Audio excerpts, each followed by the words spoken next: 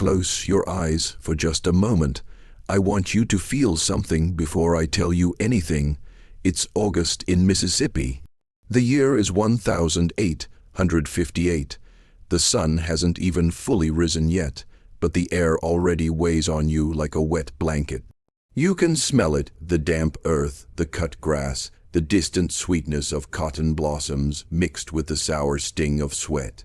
312 people are standing in an open yard before dawn. Nobody speaks, nobody moves. There's just this heavy, suffocating silence, broken only by the distant crow of a rooster and the low drone of cicadas somewhere in the trees. And then you hear it, 3 sharp clangs of a bell, and every single person in that yard goes rigid. Because they know what those 3 clangs mean. They've heard them before, 11 times, 14 times, 23 times. They know that by the time the sun is high in the sky, someone standing in that yard right now will no longer be alive. The question isn't if someone will die today. The question is who. That is the world I want you to sit inside today. Because I'm going to tell you the story of a man named Elijah. And I promise you, by the time this story is over, you will not be the same person who pressed play. You see, Thornwood Plantation wasn't famous for anything in particular, not its architecture, not its harvests, not even the particular cruelty of its master. In 1858, the Mississippi Delta was absolutely drowning in cruelty. 4,000 acres of dark, rich soil. Cotton as far as the eye could see. The kind of land that made white men fabulously wealthy and black people utterly destroyed. Thornwood was just one of hundreds of plantations like it, ordinary in almost every way, almost, because Thornwood had Calvin. Calvin Thornwood was 28 years old when he inherited the plantation from his father Richard in 1851. Now, Richard had been brutal, don't misunderstand me, but his brutality was the kind you could almost predict. Whippings for failing to meet quotas, families sold apart as punishment, bodies worked until they simply broke. Horrible, yes, but horrible in a way the slaves had learned to navigate, to survive, to endure. Calvin was different. Calvin had read books about breaking horses, and he'd decided to apply those same principles to breaking people. He didn't just want obedience. He wanted something deeper and darker. He wanted the particular kind of terror that lives in the chest like a stone, that follows you into sleep, that makes you afraid of your own shadow. He wanted his slaves to be not just controlled, but psychologically destroyed, and his most effective tool for doing that was what everyone on the plantation simply called the circle. Now, here's where I need you to understand something about how this worked. Because it wasn't random. It was calculated. Calvin would watch his workers. He'd study them the way a predator studies a herd. Looking for weakness. Looking for the one who was falling behind, the one whose hands shook a little in the morning, whose step had developed a slight drag, whose eyes had gone a little dim with fatigue or illness. And when he found that person, he'd wait just long enough for everyone else to notice too, long enough for the fear to spread on its own, like a cold moving through a crowd, and then he'd call the 3 bells. The rules, as he announced them every single time, were deceptively simple. You and me, right here, right now, you win, you walk free, you lose well, you won't have to worry about being tired anymore. And then he'd fight them. And here's the thing, these weren't fights, not really. These were performances. Because Calvin was 6 feet tall, 200 pounds of muscle, in the absolute prime of his life. And his opponent was always an old man with arthritic hands, or a boy still sick with fever, or a worker whose back had given out after decades of labor. He'd toy with them. He'd let them swing and miss, let them try, let them believe for just a few desperate seconds that maybe, somehow, they had a chance. And then he'd destroy them, methodically, publicly, in front of everyone who had to wake up the next morning and go back to the fields. 23 men died in that circle. I need you to hold that number for a moment. 23. Each one of them had a name. Abraham was the first, 63 years old, hands twisted with arthritis, back bent permanently from 40 years in the fields. Then Isaac, whose broken leg had never healed right. Then Moses, who'd developed a cough that rattled his whole chest. Then Samuel, whose back injury meant he could no longer lift heavy loads. 23 men, 23 names. 23 families left to grieve in silence, because on Thornwood plantation, even grief had to be hidden. And here's the terrible genius of Calvin's system: it worked. After Abraham died in that dirt yard, productivity on the plantation jumped 12%. 12%! People worked through injuries they should have rested. They hid fevers. They stuffed rags in their shoes to cushion the blisters they weren't allowed to acknowledge. Because the alternative was the circle, the alternative was 3 bells and death in the dust while everyone watched. But here is something Calvin Thornwood fundamentally misunderstood about the people he enslaved. Fear and resentment are seeds planted in the same soil. And while fear grows fast, resentment grows deeper. Elijah had been on Thornwood plantation since he was 15 years old. Born in South Carolina in 1824 to a woman named Ruth, his father, well, he never knew his father, could have been any number of men. That's the kind of world he was born into. He was sold at 15 when his original master died, and the estate had to be liquidated. A trader bought him, chained him into a long line of men and women and children, and marched them overland across state lines into Mississippi. He was sold at auction in Jackson for $850, considered a good investment, young, strong, smart enough to learn tasks quickly. Not so smart as to be dangerous. That's actually what the bill of sale implied. Not so smart as to be dangerous. Imagine being described that way. Elijah spent 19 years on Thornwood plantation before the day I'm about to describe to you. 19 years of waking before dawn, of cotton fields and cornmeal rations, and sleeping on a wooden pallet in a cabin barely large enough to stand in. 19 years of watching Richard Thornwood and then Calvin Thornwood own every single hour of his existence. 19 years, and through all of it, Elijah had done something remarkable, something that took enormous discipline and enormous intelligence. He had been invisible, not literally, of course, but he had mastered the art of being unremarkable to the people with power. He worked hard enough never to be singled out as lazy. He never talked back, never gathered with others in ways that might look suspicious, never gave the overseers a single reason to focus their attention on him.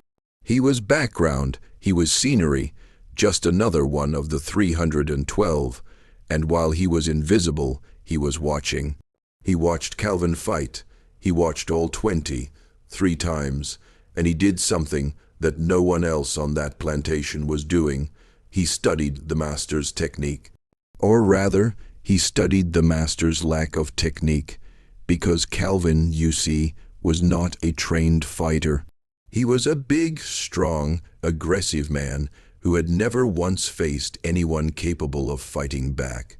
His entire method was the same every time: rush forward with overwhelming force, use his size to drive his opponent backward, and rely on the fact that his opponent was already half defeated by fear before the first punch was thrown. Against broken, terrified old men, that was more than enough. But Elijah found himself asking a question that must have felt almost dangerous to even think. What would happen if Calvin faced someone who wasn't afraid? What would happen if the person standing in that circle actually knew how to fight. The question had no answer, not yet, because Elijah had no combat training, no formal knowledge of how to hurt a larger man, how to use leverage, how to strike for maximum damage. He knew how to survive, he didn't know how to win, and so he went looking for someone who did. Her name was Sarah. I want you to picture her for a moment. 65 years old in the summer of 158. Small, maybe 5 feet tall, maybe less. Hands that moved slowly but with absolute certainty. The hands of a woman who had spent decades delivering babies, mixing medicines, coaxing life out of situations where life had no business surviving. She had been on Thornwood plantation for 43 years. 43 years. She had been brought from West Africa, from what is now Nigeria, on a slave ship in 1815. She had survived the Middle Passage. She had survived 4 decades of bondage. She was still alive, still present, still watching, and in her mind, she carried the memories of a world that had existed before all of this. The Igbo people, Sarah's people, had warrior traditions. They knew the human body in ways that no plantation overseer ever dreamed of. They knew pressure points, vulnerable areas, how to redirect force rather than oppose it, how a smaller person could bring down someone twice their size if they understood the mechanics of the body and the psychology of a fight. This knowledge had been useless in slavery, worse than useless, actually, because using it openly would have meant death. So Sarah had simply carried it, silent, patient, waiting for some purpose she couldn't have named, and then Elijah found her one evening near the well when no one could hear. "You want to face the master," she said. It wasn't a question, and Elijah said yes. What followed over the next several months is one of the most remarkable things I've ever researched. In secret after dark in hidden corners of the plantation, this 65-year-old woman taught this 34-year-old man how to fight. Not how to brawl, he knew how to brawl. She taught him something else entirely. She showed him where to strike for maximum damage. The solar plexus, to knock the wind completely out. The liver, which sends a wave of nauseating, incapacitating pain through the entire body. The throat, the temples, the knees. She taught him footwork, how to move, how to make a larger man's momentum work against him, how to step to the side at the last possible second and let all that charging energy go somewhere other than into you. She taught him how to throw a man bigger than himself, how to reverse a grip, how to get off the ground fast. Ancient knowledge, passed down through generations across an ocean, now being whispered in the Mississippi darkness for one single desperate purpose. But there was a problem. Knowledge alone wasn't enough. Elijah needed to be called to the circle, and Calvin only called the ones who were visibly declining. The sick, the injured, the old, which meant that Elijah, young and strong and healthy, needed to become something he was not. He needed to look like he was dying. In June of 1858, Elijah began one of the most disciplined, most dangerous, most quietly extraordinary performances in the history of American slavery. He started moving slower in the fields, not dramatically, nothing that would seem like obvious defiance. Just a subtle heaviness, like a man whose energy was beginning to leave him. He started dropping his cotton sack occasionally, as though his grip was failing. He started stumbling on flat ground. He developed a cough, persistent, rattling, the kind that made people instinctively step back and look away. Small things, consistent things, day after day, week after week, the performance deepened. He ate less deliberately, carefully reducing his food so that his body would actually change. His cheeks hollowed. His shoulders began to carry a permanent slump. He moved as though every single task was costing him far more than it should. The overseers noticed. Marcus Kane, the head overseer, a brutal, experienced man who had held his position for 6 years, reported to Calvin that Elijah seemed to be declining rapidly. Calvin watched Elijah for several days, saw the stumbling, heard the cough, saw the gaunt face and the labored movements. And Calvin, who had spent years watching slaves for signs of weakness, saw exactly what Elijah wanted him to see. He decided Elijah was used up, decided the man would need to be disposed of soon. He started planning the next demonstration. Now, here's what I want you to think about the sheer will it takes to do what Elijah was doing. To deliberately make yourself look weaker, smaller, more broken, when every instinct in your body is screaming at you to be strong. To perform defeat while secretly preparing to win. To look Calvin Thornwood in the eyes every single day and give him nothing but submission, while in your chest a fire was burning that had been growing for 19 years. There was one person who saw through it, though. Her name was Grace. She was 23 years old. Born on the plantation, and she loved Elijah the way you only love someone when you've watched them be strong in a world designed to break them. They had been together for 2 years, not married, because slaves couldn't legally marry, but together in every way that actually counted. She knew his body, his habits, his silences. She knew what his real strength looked like, and she knew that what she was seeing in the fields every day was not decline. She confronted him one night in his cabin. "You're planning to fight Calvin." He didn't deny it. What followed was the kind of conversation that breaks your heart because both people in it are completely right. Grace told him he would die, that even if he won the fight, they would kill him afterward, that there was no escape from Mississippi.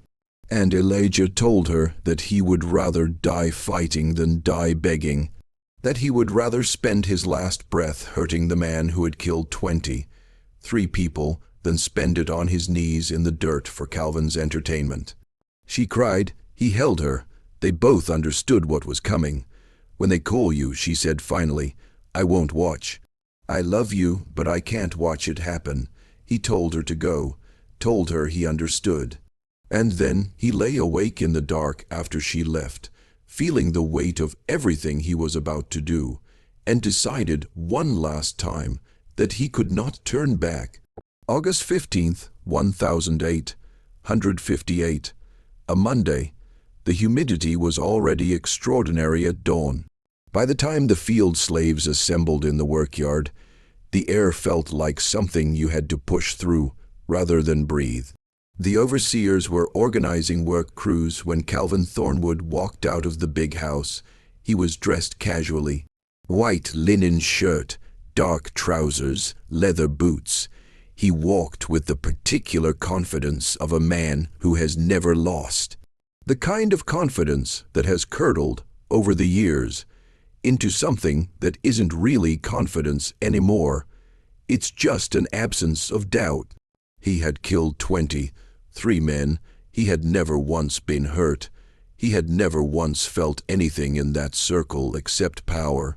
Marcus Kane rang the 3 bells. 312 people went still. Calvin looked across the crowd with the slow satisfaction of someone who already knows the ending of the story. Finally, his eyes found Elijah. Elijah stepped forward. The crowd parted. Elijah walked through it with his head down and his shoulders rounded and his steps heavy, exactly as he had been performing for 2 months. He stopped 15 feet from Calvin, didn't look up, played his role perfectly, played it so well that the overseers were already relaxed, already expecting the usual quick, brutal outcome. "You've been declining," Calvin said, "getting weak, becoming useless. I've watched you stumbling around, coughing, acting like you can barely work. So we're going to settle this the usual way. You and me, right here, right now, same rules as always. You win, you're free. You lose," he smiled that smile, the one the slaves had learned to fear. "Well, you won't have to worry about being tired anymore." And then Elijah raised his head. and he looked Calvin Thornwood directly in the eyes, and he smiled. Not a submissive smile, not a frightened smile, a knowing smile, the smile of a man who has been waiting for this moment for months, the smile of a man who has a secret. I accept your challenge, master. The way he said the word master, something in it was wrong. Carried something that had no business being there, carried mockery, carried absolute, unshakable confidence. Calvin felt something shift in his chest, something unfamiliar, something he could only describe later as the very first flicker of doubt he'd ever felt in his life. But he'd issued the challenge in front of 300 witnesses. There was no backing down. Mark the circle, he ordered. Calvin removed his shirt. He did it the way men do when they want to be seen, slowly, deliberately, revealing a physique built by years of riding and manual work. 6 feet tall, 200 pounds, broad across the chest, thick in the arms, the absolute picture of physical dominance. The slaves, who had never seen him without a shirt, murmured in fear. And then Elijah removed his shirt. And everything changed. His body was not the body of a man who had been declining for 2 months. It was lean and defined, muscles visible and clear beneath skin marked everywhere by scars, the testimony of 19 years of slavery written in raised flesh across his back, his chest, his arms. But underneath those scars was something the crowd had not expected to see: strength, real, trained, genuine strength. Grace gasped. Sarah, standing somewhere in the crowd, gave the smallest nod. A few of the older slaves who had suspected what was happening allowed themselves the thinnest ghost of a smile. Calvin stared. You've been playing me, pretending to be weak, making a fool of me. Elijah shrugged, actually shrugged, standing there in that circle, and said, You chose to believe what you saw. You chose to think I was dying. That's not my fault. That's yours. The silence that followed was absolute. Nobody on that plantation had ever spoken to Calvin Thornwood that way. Nobody had ever stood in that circle and looked calm. The overseers gripped their whips tighter. The slaves held their breath. I'm going to kill you slowly, Calvin said. Going to make you regret every word, maybe, Elijah said. Or maybe today is the day you learn you're not invincible. That you can be beaten, that you can die. He rolled his shoulders, loosened his neck, came up onto the balls of his feet in a way that made Calvin pause again, because it was the movement of someone who knew exactly what they were doing in a fight. Marcus Kane dropped his hand. The fight began. Calvin charged immediately. This was his move, the only move he'd ever needed. Rush forward, use the weight, use the aggression, drive the smaller man back until there was nowhere left to go. But Elijah didn't retreat. At the last possible second, he stepped to the side, a single fluid step, exactly as Sarah had drilled into him in all those dark, hidden hours of training. He let Calvin's momentum carry him past, and as Calvin stumbled by, Elijah drove his elbow into Calvin's ribs. Hard, precisely placed, using every pound of his body weight and every principle of leverage Sarah had ever taught him. 2 ribs broke with a sound like a green branch snapping. Calvin gasped. Pain exploded through his chest in a way he had never, not once in his entire life, experienced. He had never been hurt, had never been struck by someone who actually knew how to strike. The shock of it was almost as terrible as the pain itself. He turned around, and Elijah was standing there, and Elijah was smiling, and he said quietly, so quietly that only Calvin could hear, That's for Abraham. For the first man you killed, Calvin roared. He swung a massive fist at Elijah's head, and Elijah ducked under it, slipped inside Calvin's guard, and drove 3 rapid punches into his torso. Solar plexus, liver, kidney, 1, 2, 3, each one in the exact spots Sarah had described. each one landing with surgical precision. Calvin staggered. His breath came in ragged, desperate gasps. Each inhalation sent fire through his broken ribs. The liver shot dropped a wave of nausea through his entire body. His legs went momentarily uncertain beneath him. He had been hurt, seriously hurt, and the fight had barely started. The crowd of 312 people stood in absolute silence. This wasn't following the script. The script was always the same. The master wins, the slave dies. Everyone goes back to work more afraid than before. But Elijah was winning. Elijah was making Calvin look slow and clumsy and human, and the implications of that fact moved through the crowd like electricity. If he could be hurt, he wasn't invincible. If he wasn't invincible, then maybe the system wasn't either. Calvin tried to grapple, tried to use his size advantage the only way left to him, grab Elijah, lift him off the ground, throw him, use brute weight to end it. He got his arms around Elijah and lifted. But Elijah twisted, used the leverage techniques, found the points Sarah had shown him, shifted his weight at exactly the right moment, and somehow, impossibly, reversed the throw. Calvin Thornwood flew through the air, hit the ground with an impact that sent a cloud of Mississippi dust billowing up around him, and for a moment he lay there with the breath completely knocked out of him, staring up at the sky, genuinely unable to process what had just happened. And then Elijah was on top of him. What followed was not rage. It was not blind fury. It was 19 years of accumulated anger made methodical.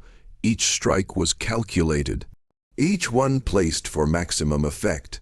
Face, throat, temples, systematic, purposeful. The fighting knowledge Sarah had given him made real and devastating in those few explosive seconds.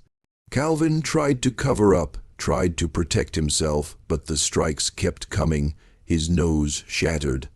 Blood poured down his face, his lips split, his eyes began swelling shut. Marcus Kane took a step forward, reached for his club, and Sarah stepped directly into his path. This old woman, this 65-year-old woman who had survived a slave ship and 4 decades of bondage and a whipping that had left her back looking like a roadmap of everything this system had done to her people. She stepped in front of Marcus Kane, and she spoke loudly enough for every single person in that yard to hear. The master said it was a fair fight, said the rules were simple: win and earn freedom, lose and die. Those were his words. You interfere now. You prove his word means nothing. You prove he can't win his own fights. And Marcus Kane stopped because she was right. Calvin had made this public, had built his entire system of terror on the credibility of those rules. If the overseers interfered, the rules were a lie. And if the rules were a lie, everything built on top of them was a lie too. The overseers looked at each other, uncertain, trapped by the very system their master had created. In the circle, the beating continued. When Elijah finally stopped and stood and looked down at Calvin Thornwood, broken, bleeding, semi-conscious in the dirt, the yard was so quiet you could hear the cotton rustling in the distance. You said I'd win my freedom, Elijah said, loud and clear and steady. You said those were the rules. You lose, I'm free.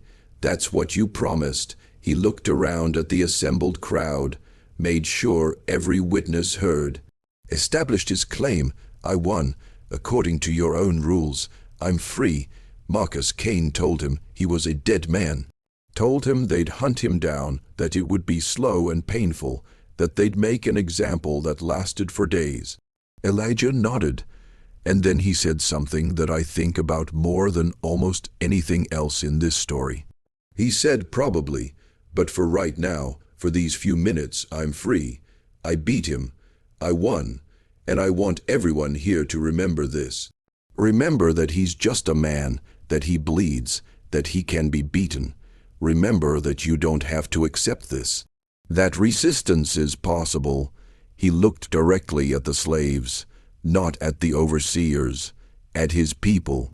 "Remember me when your moment comes, when you get your chance. Be ready, be brave, fight back." And then the other whites arrived. What happened next was something Sarah had spent weeks planning for. The moment the white men began closing in on Elijah, Sarah gave a single word in Igbo, her native African language, a word none of the overseers understood. A word that meant now, and 60 slaves moved at once, not attacking, that would have been suicide. But they created chaos, deliberate, coordinated, overwhelming chaos, running in different directions, screaming, dropping heavy tools with crashes that split the air, creating so much motion and noise and confusion that the white men couldn't focus on a single target, couldn't fire into the crowd without hitting each other or the workers they needed alive. And in that chaos, Elijah ran. He made it to the tree line. A bullet caught him in the left shoulder, spun him, dropped him to one knee. He forced himself up, kept running, disappeared into the forest. He had planned every step of what came next. Hidden supplies along escape routes, marked trees with signs only he would recognize, memorized which streams to follow to mask his scent. He had a 15-minute head start by the time the pursuit organized. He ran through the night, wounded, feverish within 2 days, following the North Star north and north and north. The conductors of the Underground Railroad found him in Tennessee, half dead, infected, barely conscious. They hid him, nursed him, moved him Kentucky, then Ohio, until in October of 1858, Elijah Freeman crossed into free territory and collapsed in the home of a Quaker family, free for the first time in his 34 years of life. But freedom came wrapped in grief. Grace had been sold to Alabama in the aftermath of the escape. Sarah had been whipped nearly to death. 3 other slaves who'd participated in the chaos had been sold south. All because they had helped him, and the weight of that never left Elijah, not for a single day of the rest of his life. He tried to go back for them, contacted abolitionists, offered to guide a rescue mission. They told him it was impossible. Told him the best thing he could do was survive, be a symbol, prove that escape was real. It wasn't the answer he wanted. It was the only realistic one. When the Civil War began in 1861, Elijah was 37 years old. He enlisted the same week, fought at Island Mound, fought at Honey Springs, rose to sergeant, led men, survived battles that killed younger men around him. And when the war ended, he went back to Mississippi, back to where Thornwood plantation had been. He found it burned and abandoned. Calvin had fled. The land had been seized and eventually sold to northern investors, while the freed slaves who had worked it their entire lives received nothing. He found Sarah still there, 72 years old, free, but with nowhere to go. He took her north, settled her in Cincinnati, paid for her care, visited her regularly. She died in 1868. Her last words to him were, "You made it count. You made my sacrifice worth something. Thank you." He traced Grace through sale records and transfer documents across 6 states, found where she had been last known. Got there in 1866. She had died of cholera in 1864. She had never known slavery ended, had never known Elijah survived, had died without ever being free. That loss, I don't have words for it, and I don't think I should try.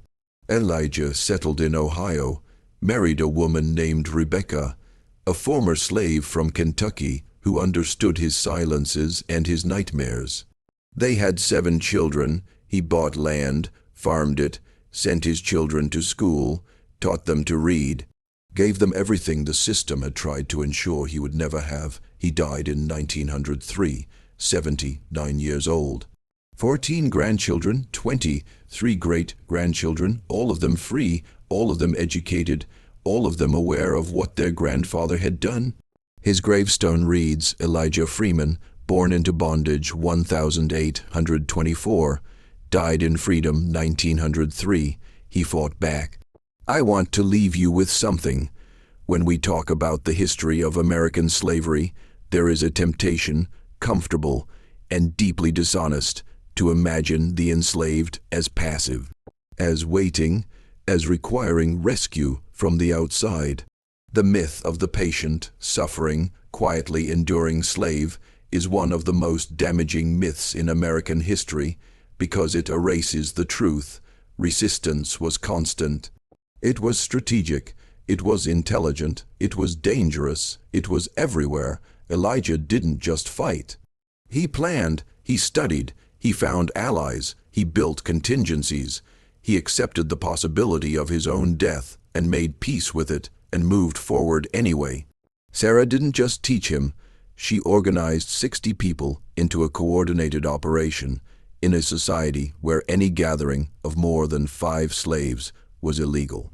Grace loved him with full knowledge of what loving him might cost, and she paid that cost, and she died not knowing whether her courage had meant anything. These were not people waiting to be freed. These were people fighting every single day, in every way available to them, against a system specifically designed to make resistance impossible. And on one humid August morning in 1858, they proved, for at least one extraordinary, terrible, beautiful moment, that it wasn't. In 2010, a historical marker was placed on the road where Thornwood plantation once stood.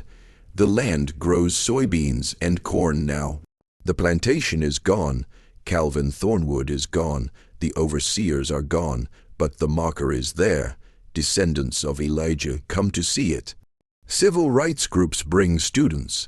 People leave flowers and stones and small quiet tributes to a man who looked into the face of the thing that wanted to destroy him and decided not today. History is full of those moments, those small, improbable moments when an ordinary person decided that the cost of staying still was finally greater than the cost of moving. Those moments don't always end in triumph. They don't always end in escape or survival or freedom. Sometimes they end in the dirt. Sometimes they end in grief. Sometimes the only thing they produce is a story, but stories matter. They travel across time in ways that bodies cannot. They live in the mouths of grandchildren. They get marked in stone on county roads in Mississippi. They get told late at night to people sitting in front of screens 2 centuries later, still trying to understand what it means to be human.